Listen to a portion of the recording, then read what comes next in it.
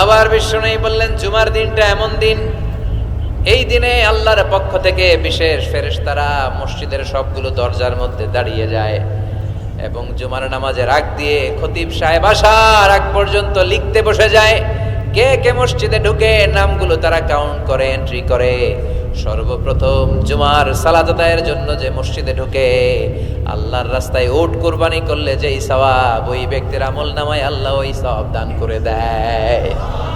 সর্বপ্রথম জুমার দিন যে মসজিদে ঢুকে ফালাহুল বুদনা, তার জন্য থাকে একটা উট কুরবানির সওয়াব।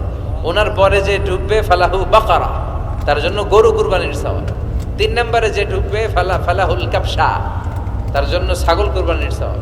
4 নম্বরে যে ঢুকবে তার জন্য ফালাহু আদ-দাজাজা, মুরগি কুরবানির সওয়াব। 5 নম্বরে যে ঢুকবে তার জন্য আল বাইদা, ডিম কুরবানির সওয়াব। সুবহানাল্লাহ পড়ে। এরপরে ইমাম সাহেব যখন খুতবা দেওয়ার জন্য চলে আসে, ফেরেশতারাও বসে যায়, খুতবা শুনতে শুরু করে। সুবহানাল্লাহ।